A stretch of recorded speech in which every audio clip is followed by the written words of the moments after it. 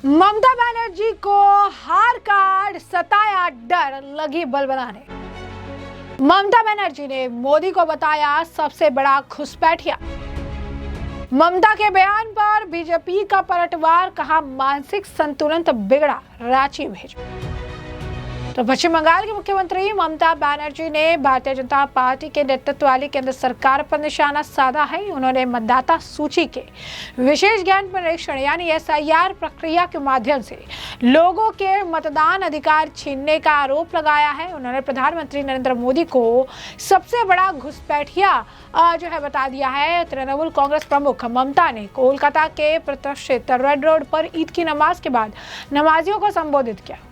इस दौरान विधानसभा चुनाव को लोकतांत्रिक अधिकारों और बंगाल में बहुल सामाजिक ताने बाने की रक्षा की लड़ाई करार दिया। ममता ने कहा कि हम मोदी और भाजपा को आपके मतदान के अधिकार छीनने नहीं देंगे, हम अंत तक लड़ेंगे। ममता बनर्जी ने इस दौरान कहा कि SIR प्रक्रिया को चुनौती देने के लिए उन्होंने कोलकाता से लेकर दिल्ली तक की अदालतों का रुख किया है। उनकी टिप्पणी निर्वाचन आयोग की कराई जा रही SIR प्रक्रिया को लेकर बढ़ते राजनीतिक टकराव के बीच आई है।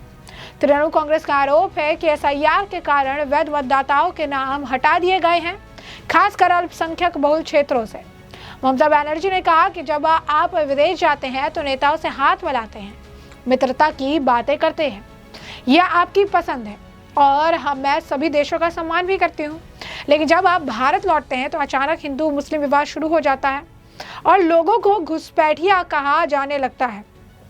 ममता ने मोदी और भाजपा से सीमावर्ती राज्य में घुसपैठियों के बार बार लगाए जा रहे आरोपों को लेकर परोक्ष रूप से निशाना साधा। कहा, आप फिर नाम हटाने और लोगों को घुसपैठिया करार देने की बात करते हैं। मैं कहूंगी कि आप और आपकी सरकार सबसे बड़ी घुसपैठ करने वाले हैं। क्या कुछ और कहना है उनका, सुनिए।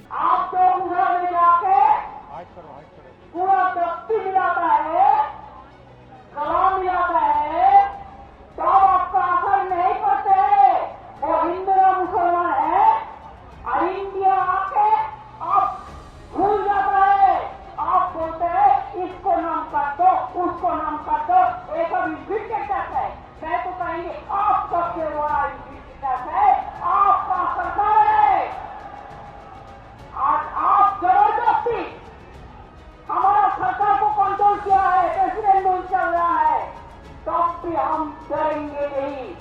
जो डरते हैं वो मरते हैं, जो लड़ते हैं वो जिंदगी में कामयाब होता है।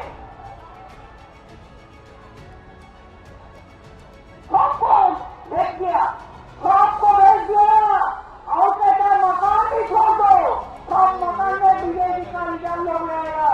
जो टका गुंडा का पार्टी है, गद्दार का पार्टी है। I'm sorry to say, थोड़ा गद्दार भी है जो बीजेपी के पास रुपया लेके वोट बांटने का खेल में खेल रहा है। मैं उसको कहेंगे मुद्दा लाख बुरा चाहे तो क्या होता है, वही होता है जो मंदिर खोदा होता है। मैं वो कहने चाहूंगी, बारिश हो रहा है, हमसे भी कहेंगे कि हमारा दिल में तमन्ना है, 7 वर्ष का तमन्ना आज हमारा दिल में है। देखते हैं जो जिसका बाजुए कतील में है। और एक बार हम विश्वास करते हैं, आपको वो रोजा अल्लाह ने कबूल भैया आपको आशीर्वाद दे, आपको दुआ दे, आपका शुभकामना दे, आपका परिवार अच्छा से रहे, हिंदुस्तान अच्छा से रहे, बंगाल अच्छा से रहे। और जो बंगाल को टारगेट करे वो जहन्नम में जाए। खुदी को पर गुलाम दिखना, खुदी को पर गुलाम दिखना आज तक दिल से पहले खोदा बंदे से खुद पूछे, बता तेरी इरादा क्या है। हमारा इरादा एक ही है, बीजेपी हटाओ, देश बचाओ। तो जैसा कि आपने ममता बनर्जी का बयान सुना, बता दें आपको कि पश्चिम बंगाल की 294 सदस्यीय विधानसभा के लिए 2 चरणों में 23 और 29 अप्रैल को मतदान होगा। ममता बनर्जी ने इस अवसर का उपयोग अपनी पार्टी के उस चुनावी विमर्श को मजबूत करने के लिए किया जहां भाजपा संस्थागत तंत्र और ध्रुवीकरण करने वाली बयानबाजी के माध्यम से चुनावी प्रक्रिया को प्रभावित करने का प्रयास कर रही है। बंगाल में घुसपैठ भारतीय जनता पार्टी के प्रमुख चुनावी मुद्दों में से एक बनकर उभरा है और केंद्र की सत्तारूढ़ पार्टी के नेता बार बार तृणमूल सरकार पर अपने अल्पसंख्यक वोट बैंक को मजबूत करने के लिए पड़ोसी बांग्लादेश में घुसपैठ को बढ़ावा देने का आरोप लगा रहे हैं। मुख्यमंत्री ममता बनर्जी ने इस दौरान कहा कि एसआईआर प्रक्रिया के दौरान कई लोगों के नाम मतदाता सूची से हटा दिए गए हैं। मैंने कोलकाता हाई कोर्ट और यहाँ तक कि सुप्रीम कोर्ट का दरवाजा खटखटाया। मुझे अब भी उम्मीद है कि लोगों के अधिकारों की रक्षा की जाएगी। मुख्यमंत्री ने सख्त लहजे में आरोप लगाया कि केंद्र ने राज्य में अघोषित राष्ट्रपति शासन लागू कर दिया है और उन्होंने कहा कि आपने हमारी सरकार पर कब्जा कर लिया है और अनौपचारिक राष्ट्रपति शासन लागू कर दिया है, लेकिन हम डरेंगे नहीं। ममता बनर्जी ने स्वयं को सभी समुदाय के अधिकारों के रक्षक के रूप में पेश करने की कोशिश की। कहा, भले ही कोई आपके साथ खड़ा ना हो, मैं आपके परिवार के सदस्य के रूप में बंगाल के लोगों के साथ धर्म, जातियों और पंथों से परे खड़ी रहूंगी। ममता ने अपने संबोधन में राज्य को राजनीतिक रूप से निशाना बनाने का प्रयास करने वाले लोगों को कड़ी चेतावनी दी। कहा, जो लोग बंगाल को निशाना बना रहे हैं और लोगों को बांटने की कोशिश कर रहे हैं, उन्हें नरक में भेज दिया जाएगा। साथ ही साथ उन्होंने भाजपा पर निशाना साधते हुए नारा दिया, भाजपा हटाओ देश बचाओ। भाजपा हालांकि बनर्जी की इस टिप्पणी पर तीखी प्रतिक्रिया व्यक्त करते हुए उन पर संवैधानिक पदों की गरिमा को ठेस पहुंचाने का आरोप लगाती दिखी। भाजपा के विधायक और राज्य के विधानसभा में नेता के प्रतिपक्ष शुभेंदु अधिकारी ने कहा कि जो कोई भी देश के प्रधानमंत्री को घुसपैठिया कहता है वह संवैधानिक पद पर रहने के योग्य नहीं है। मुझे लगता है कि उनका मानसिक संतुलन बिगड़ गया है, उन्हें तुरंत रांची जाना चाहिए। वही आपको बता दें कि ममता बनर्जी की विदाई इस बार तय है और जिस तरीके से आरोप लगा रही, से लेकर ऋषि प्रामाणिक का बयान भी सामने आया। क्या कुछ कहना है उनका, सुनिए। देखिए, ममता बनर्जी पूरी तरह से बौखला गया है। जिस तरह से बंगाल में लोग जाग उठा है और जागरूक जनता चाहते हैं कि एक नया परिवर्तन और यहाँ पर भाजपा की सुशासन आए और लोग जो है यहाँ का लोग जो गणतंत्र जो खत्म हो गया है वो वापस लौटे और सभी युवा से लेकर महिला से लेकर सभी श्रेणी का जो लोग है वो यहाँ पर जो है शांति से रह पाए। और जिस तरह का माहौल यहाँ पर बना है क्योंकि लॉ एंड ऑर्डर यहाँ पर है नहीं, वो फिर से आए और बंगाल की जो गरिमा है वो फिर से लौट आए। लोग यही चाहते हैं और ये परिवर्तन होकर रहेगा चाहे ममता बनर्जी कुछ भी है। अच्छा, विरोधी देखिए, बिल्कुल पूरी तरह से जिस तरह की माहौल यहाँ पर बन रहा है और डेमोग्राफी जिस तरह से 15 साल से परिवर्तन हुआ है, ये हिंदू के लिए बहुत ही एक जो है भयानक मैसेज आ रहा है कि सिर्फ बंगाल की ही नहीं बल्कि इन्फिल्ट्रेशन के लिए पूरा भारत की डेमोग्राफी धीरे धीरे परिवर्तन हो रहा है और इसके लिए ही 100% फेंसिंग की जरूरत है और यहाँ का इंटरनल सिक्योरिटी की और ज्यादा सुव्यवस्था की जरूरत है। इसके लिए पुलिसिंग से लेके एडमिनिस्ट्रेशन भाजपा के हाथ में आना बहुत जरूरी है। अब देखिए, पूरा भारत मुसीबत में है। बंगाल की इस सरकार के लिए, जिस सरकार तानाशाही की यहाँ पर सरकार चला रहा है और सिर्फ यही नहीं बल्कि बांग्लादेशी और रोहिंग्या को यहाँ पर प्रिविलेज देके और उनका जो है फेक डॉक्यूमेंट्स बनाने के लिए सपोर्ट करके जिस तरह से पूरा देश की सिक्योरिटी को थ्रेट पे लेके जा रहा है, उसी तरह बंगाल की लोगों की जो शांति है उसको भी भंग करने का प्रयास कर रहा है। तो बस हम लोग यही कहेंगे कि यह परिवर्तन और डबल इंजन की सरकार बहुत जरूरी है। तो जैसा कि आपने निशित प्रामाणिक का बयान सुना, इसके साथ साथ मनोज तिवारी ने भी इस मामले पर प्रतिक्रिया दी और उन्होंने भी ये बात कही है, इस बात पर जोर दिया है कि इस बार ममता बनर्जी का जाना तय है। बंगाल की जनता ने मन बना लिया है, बीजेपी जो है आएगी सत्ता में और तृणमूल कांग्रेस जो है सत्ता से बेदखल होने वाली है। एनडीए की सरकार बनेगी, हम पश्चिम बंगाल में आएंगे, अत्याचार का अंत होगा। क्या कुछ और कहना है मनोज तिवारी का, सुनिए। क्रूरता करने वाली सरकार, ये 15 साल तक टीएमसी को ये बात याद नहीं आई। मध्य प्रदेश में कब से भारतीय जनता पार्टी की सरकार लाडली योजना दे रही है, हरियाणा में दे रही है, महाराष्ट्र में दे रही है, छत्तीसगढ़ में दे रही है। क्या पहले ये दीदी नहीं दे सकती थी? तो ये सिर्फ उस समय के लिए एक इनका पैतरा है जब इनकी सरकार जा रही है।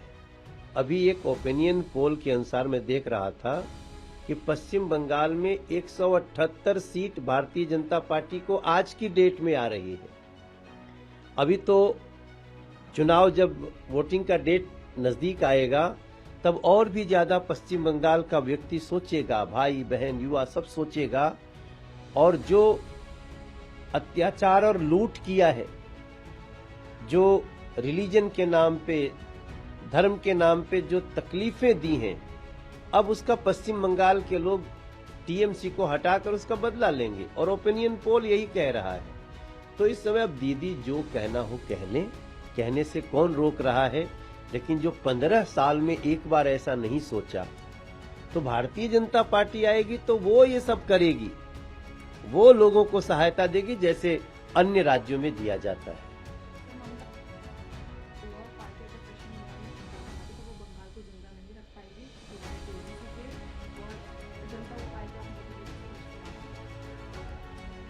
मोदी जी की स्पीच को ना सुने, यही डर दिख रहा है ममता जी के चेहरे पे, क्योंकि मोदी जी जो कहते हैं वो करते हैं। और मोदी जी ने कहा है कि अब अत्याचार का अंत होगा, बीजेपी की एनडीए की सरकार बनेगी और हम पश्चिम बंगाल को उसका हक देंगे। हर व्यक्ति बड़े ही बिना भय के और गर्व से पश्चिम बंगाल में ease of living, ease of doing और पश्चिम बंगाल की अस्मिता को आगे बढ़ाएंगे। वो कार्य नरेंद्र मोदी जी समझाएंगे, उसको सुनने नहीं देना चाहती हैं। अब सच्चाई ये है कि पश्चिम बंगाल में मां भी रो रही है, माटी भी रो रहा है, मानुष भी रो रहा है और टीएमसी सरकार का अब खात्मा हो रहा है। अब बीजेपी आएगी और आप देखना कि 5 साल में कैसे हम पश्चिम बंगाल को, इस देश का जो सिरमौर पश्चिम बंगाल था, उसको बना।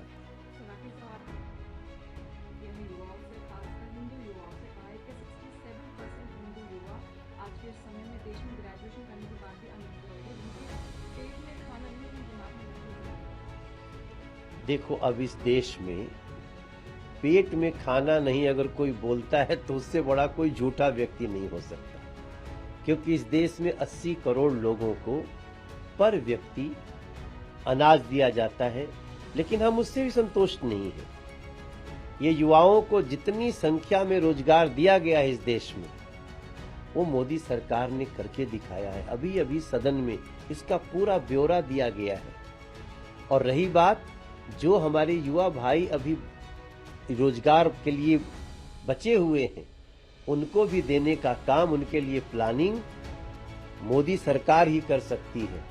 ओवैसी जी चिंता कर रहे हैं, बड़ी अच्छी बात है, लेकिन ओवैसी जी इस बात की चिंता करें कि आप जो नफरत परोस रहे हो वो ठीक नहीं। तो जैसा कि आपने उनका बयान सुना, इसी के साथ साथ आपको बता दें कि लगातार इस मामले को लेकर बयानबाजी हो रही है। भाजपा के नेता शेख शाहनवाज हुसैन ने भी कहा कि पश्चिम बंगाल के मुख्यमंत्री ममता बनर्जी प्रधानमंत्री मोदी चुनाव आयोग को बदनाम कर रही है। देश की संवैधानिक संस्था को अपमानित करना उनकी आदत बन गई है। जिस तरीके की भाषा वो बोलती हैं वो देश कभी भी स्वीकार नहीं करेगा। क्या कुछ और कहना है उनका, सुनिए। ममता बनर्जी गाली गलौज पर उतर आई है। प्रधानमंत्री को अपमानित करना, इलेक्शन कमिश्नर को अपमानित करना, देश के संवैधानिक संस्थाओं को अपमानित करना, ये ममता जी की आदत सी बन गई है। और जिस तरह की भाषा वो बोल रही हैं, देश और बंगाल उनको स्वीकार नहीं करेगा। तो जैसा कि आपने उनका बयान सुन लिया, तो ऐसे में आपने तमाम बयान सुन लिया और हमने आपको जो पूरा मामला है विस्तार से बता दिया है कि पूरा मामला क्या है, किस तरीके से ममता बनर्जी को अब सत्ता हाथ से निकल जाने का डर सता रहा है। लगातार इस मामले को लेकर बयानबाजी हो रही है और इस पूरे मामले पर अब आपकी भी राय हो कमेंट सेक्शन में कमेंट करके जरूर से जरूर साझा करिएगा। धन्यवाद।